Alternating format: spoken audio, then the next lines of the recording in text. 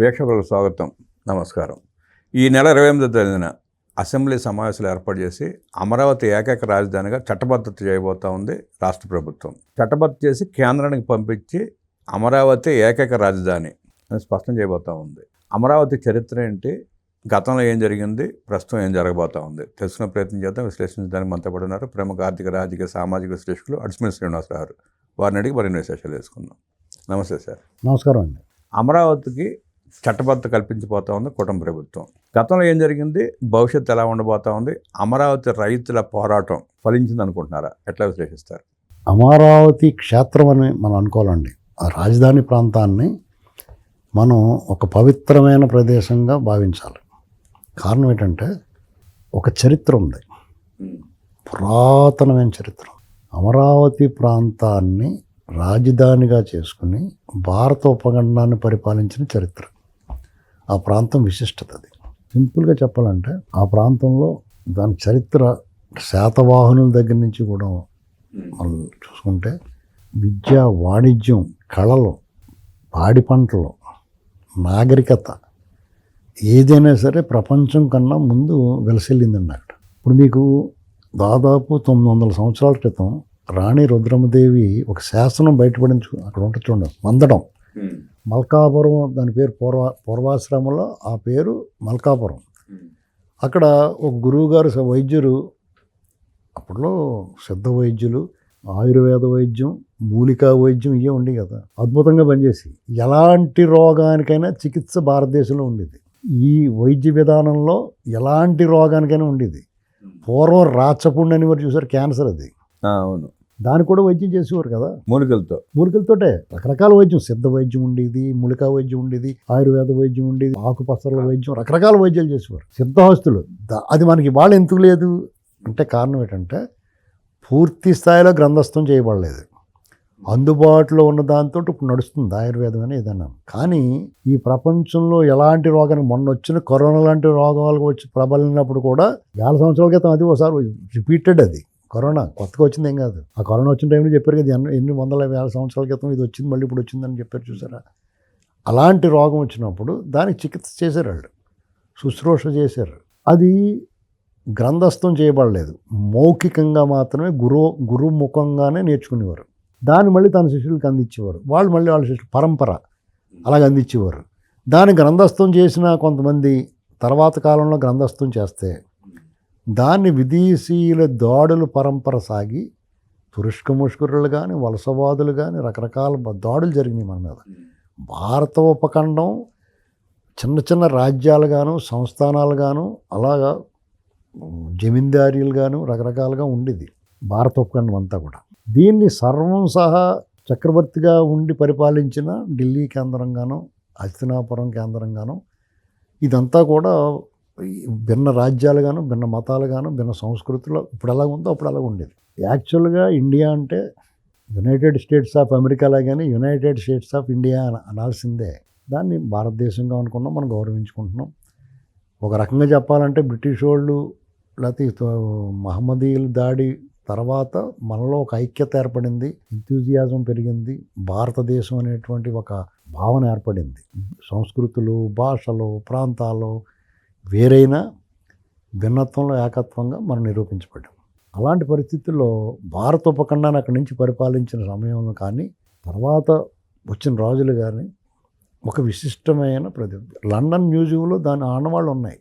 అవును, అక్కడ ఆచార్య నాగార్జునుడు తిరిగాడు, బౌద్ధం విలసిల్లింది అక్కడ.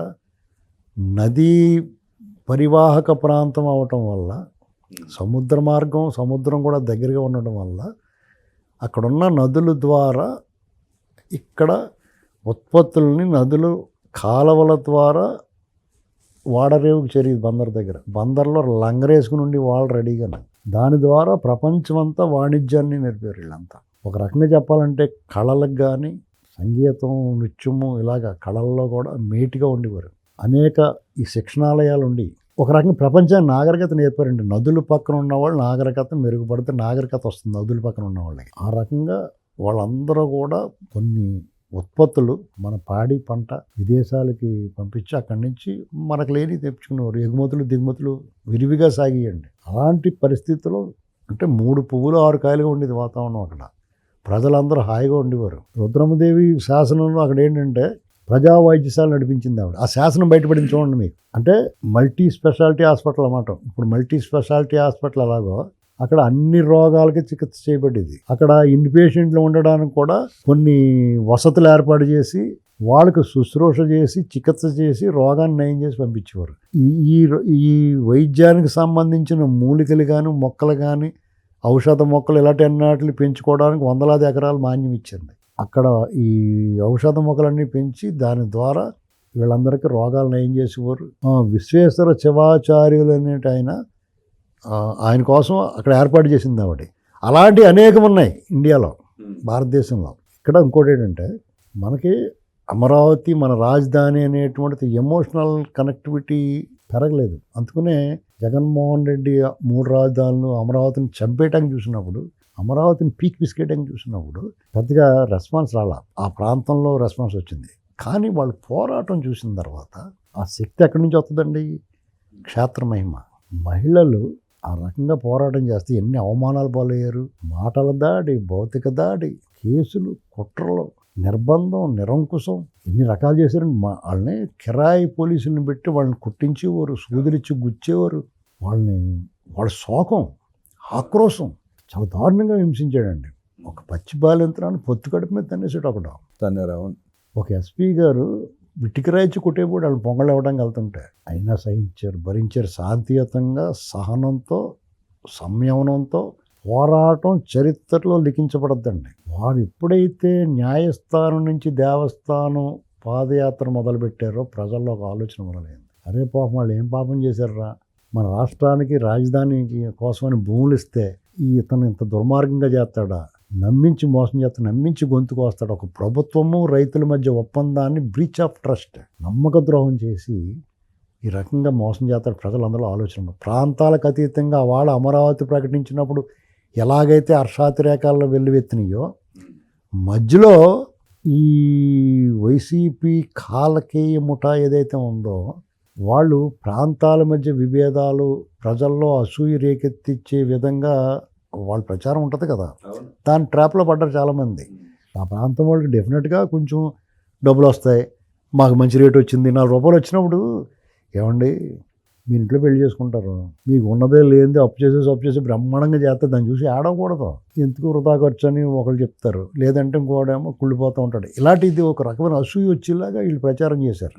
దానివల్ల కొంచెం వీళ్ళకి తగిన శాస్తి జరిగిందన్న వాళ్ళు ఉన్నారు, వాళ్ళని వెక్కిరించిన వాళ్ళు ఉన్నారు, వాళ్ళని ఎగతాళి చేశారు, వాళ్ళే బాగుపడిపోతున్నారన్న బాధ చూపించారు. కొంతమంది వాళ్ళ అక్కసు వెళ్ళగక్కారు. కానీ వాళ్ళ పోరాటంలో నిజాయితీ, సంయమనం, సహనం, జగన్మోహన్ రెడ్డి అసలు స్వరూపం తన ముసుగు మెల్లమెల్లగా తొలగించేటప్పటికి అయ్యి బాబోయ్ ఇంత దుర్మార్గం ఉన్నాడు. ఇప్పుడు మీకు ప్రెడేటర్ సినిమాలో చాలా 30 ఏళ్ళుగా ఎంత అవుద్ది, 25 ఏళ్ళు 30 ఏళ్ళు అవుద్ది సినిమా వచ్చి, అసలు ఫస్ట్ సినిమా. అందులో ఆడు టపాలమండి ఆ ఎలిమెంట్ తీసినప్పుడు ముఖం ఉంటుంది కదా, అలాగా అసలు స్వరూపం బయటపడింది. మనస్తత్వం, వికృత మనస్తత్వం, రూపం కాదు, వికృత మనస్తత్వం మొత్తం బయటపడిపోయింది. అయ్యి బాబోయ్ చాలా తప్పు చేసాం రా బాబు మనం అని రీకలెక్ట్ అయిపోయారు. అందరూ ఏకమైపోయారు. మళ్ళీ ఇక బయటికి మళ్ళీ లేకుండా తోసేశారు. నేను లెగుతాను, మళ్ళీ లెగితే మనిషిని కాదు, సినిమా చూపిస్తాను ఇవన్నీ అంటాడు. కానీ నీ సినిమా చూసాను అని దాన్ని మళ్ళీ చూడలేము మేము అంటున్నారు. ఇలాగా అమరావతి విషయంలో ఇప్పుడు చంద్రబాబు నాయుడు గారు అసెంబ్లీలో అవాళ తీర్మానం చేశారు. అది గతించిన గతం. ఇవాళ ఫ్రెష్గా ఎన్డీఏ ప్రభుత్వము, డబుల్ ఇంజిన్ సర్కారు, అక్కడ ఇక్కడ పరస్పర సంయమనము, సమన్వయము, సహనము, ఒకరికొకరు ఇచ్చిపుచ్చుకునే ధోరణి, గౌరవం పరస్పరం, ఇదంతా చాలా సుజావుగా సజావుగా బ్రహ్మాండంగా ఉంది వాతావరణం.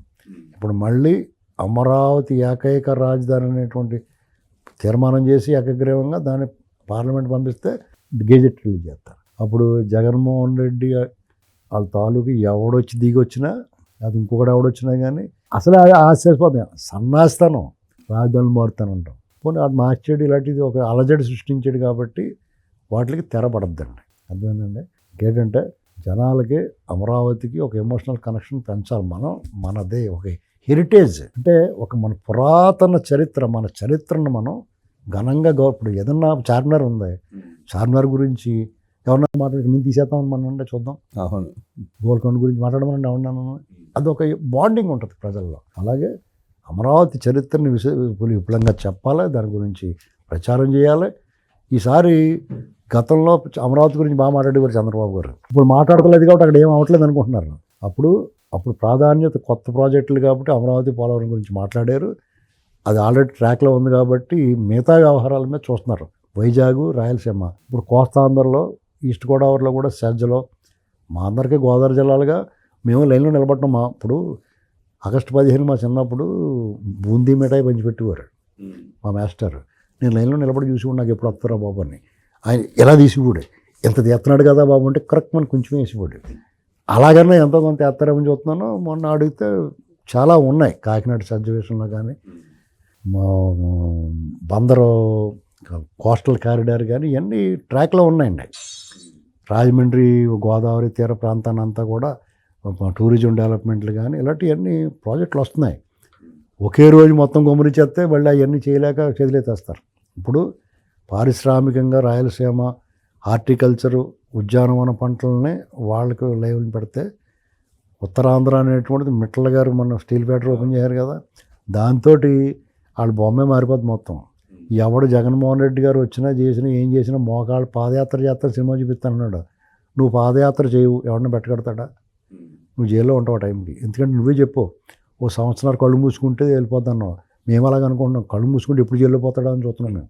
ఏంటండి, నీకు అప్పుడు గతంలో నువ్వు జైల్లో పోతే మీ సెల్లులు నీకు వదిలిన బాణం తిరిగింది, ఆ బాణం తిరిగి వచ్చి నీకు గుచ్చుకుంది. ఇప్పుడు నువ్వు జైల్లోకి వెళ్తే ఎవరు చేస్తారు పాదయాత్ర? నువ్వు చేయాల్సిన పాదయాత్ర జైల్లో ఆ కిచెన్స్ ఉంటాయి, రకరకాల క్వారంటైన్ వాళ్ళకి వీళ్ళకి అవన్నీ తిరగాల. నీకు అక్కడ కూడా ఏం ఊసిపోతే ఆ జైలర్ గారిని సూపరింటెండెంట్ని రిక్వెస్ట్ చేసి పెట్రోల్ బంక్ ఉంటుంది బయట జైలుకి, రాయమండ్రి జైలుకి, అక్కడ కానీ రెస్టారెంట్ కూడా పెట్టారు. పళ్ళు గట్ట అమ్ముతారు, మామిడి పళ్ళు అయ్యి అక్కడ కూర్చొని అమ్ముతారని అంటే అమ్మనిస్తారు. నువ్వు అదే చేయాలా, నీకు అది రాసిపెట్టి ఉందా? ఖచ్చితంగా చంద్రబాబు నాయుడు గారు చాలా పెద్ద మనిషి, ఉత్తముడు. నీకు మళ్ళీ హింసించాలనుకోడు. నువ్వు చంద్రబాబు గారికో లేదా జైలర్కో రిక్వెస్ట్ పెట్టుకున్నాడు, వాళ్ళు అడుగుతారు ఏంటి సార్ అంటే, అతను మామూలు బట్టలే ఉన్నాయా, పర్లేదు, టోపీ గట్ట పెట్టకుండా, అతను ఏమన్నా నేను ఒంగుని ఓడవలేనంటే పర్లేదు, నిలబడి చపాతీలు చేయమనంటే ఇలాంటివి చెప్తాడు. ఆ పర్మిషన్ ఇప్పిస్తాడు. లేదంటే కాగితం కవర్లోనూ పేపర్, ఎకో సిస్టమ్ కదా, పేపర్ వాడమంటున్నారు కదా, ప్లాస్టిక్ వద్దంటున్నారు కదా, అలాగే పేపర్ కవర్లు చేస్తానని అంటే చేసుకోమంటారు. దానికి సంబంధించిన ఐటమ్స్ ఏమంటే చేస్తాడు అతను అంటారు. 3 రాజధానుల పేరిట ప్రజలు భ్రమల్లో ఉంచి ఆ 2 ప్రాంతాలకు కూడా అభివృద్ధి చేసిన ఏమీ లేదు జగన్మోహన్ రెడ్డి. ఆయన ఏమి చేయడండి, ఆయన ఎంతసేపు ఎంతకు డబ్బులు పోగేసుకునేవాడంటే నెత్తి నిండా కేసులు, దాన్ని తప్పించుకోవాలంటే ఎంతమందికి పంచిపెట్టాలి. అతని దగ్గర కూడా మొత్తం లేదు, అతను దుబ్బేసినట్లు సగం ఆళ్ళకి పంపించేసాడు. అందరినీ కొనుక్కుంటమే కదా, లేకపోతే అవన్నీ ఎలాగొస్తాయి? అసలు అతని కోసం ఇప్పుడు వాళ్ళ బాబాయ్ మర్డర్ కేసులు వీటి పేరు వినపడిందా? మద్యం కేసులు ఇప్పుడు ఎవరికి వినపడింది అంటే ఇప్పుడు వినపడద్ది. వాళ్ళకి తేడా. గతంలో ఆ పాత కేసుల దాంట్లో 13 ఏళ్ళ నుంచి బయట తిరుగుతున్నాడా, కోడికత్తి కేసులు వాళ్ళు పిలిచారు అతన్ని. ఇవన్నీ ఎందుకు అనుకుంటున్నారు? మూటలు పంపేయండి హెలికాప్టర్ల మీద వేసి పంపేసాడు. అర్థమైందా? ఆ ఉన్న డబ్బుని ఆడ అదృష్టం బాగుండి బంగారంలో పెట్టారు, భూమిలో పెట్టారు, అన్నీ పెరిగిపోయినాయి. దుబాయ్లో పెట్టాడు, తోలు తిరిగిపోయింది. అలాగే ఈ ఉన్నది వీళ్ళు లాగేసుకోవాలి. అదండి. అమరావతి గత వైభవాన్ని, భవిష్యత్తుని అద్భుతంగా విశ్లేషించిన అడిసిమల్లి గారికి ధన్యవాదాలు తెలియజేస్తూ నమస్కారం.